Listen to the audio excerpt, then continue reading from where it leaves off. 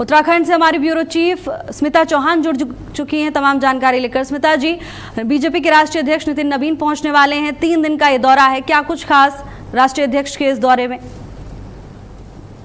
बिल्कुल भावना, आपको बता दें कि बीजेपी के राष्ट्रीय अध्यक्ष नवनियुक्त नितिन नवीन का ये पहली बार उत्तराखंड दौरा है। जब वो राष्ट्रीय अध्यक्ष बने उसके बाद ये उनका पहला दौरा है और ये बेहद खास माना जा रहा है। वजह यह है कि पहली बार नवनियुक्त जो राष्ट्रीय अध्यक्ष है वो उत्तराखंड के 3 दिवसीय दौरे पर आ रहे हैं। तो वहीं आपको बता दें कि आने वाले अगले साल में विधानसभा का चुनाव है उत्तराखंड में, तो इस दृष्टिकोण से भी अगर हम देखें तो ये दौरा बेहद खास माना जा रहा है।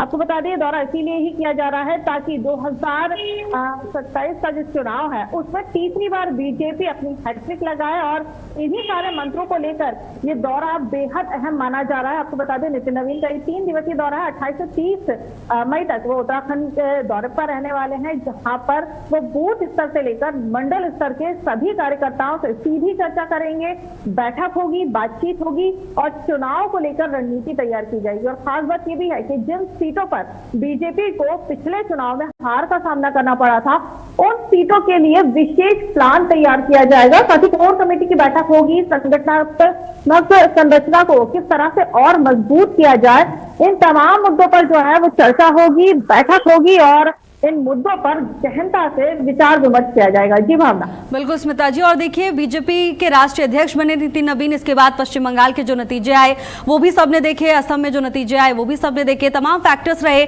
लेकिन भरपूर तरीके से जिम्मेदारी निभाई नितिन नवीन ने। अब उत्तराखंड में भी चुनाव होना है और यहाँ पर भी पहुंच रहे हैं, कितना व्यापक असर होने वाला है, संगठन को कितनी धार मिलेगी नितिन नवीन के इस दौरे से?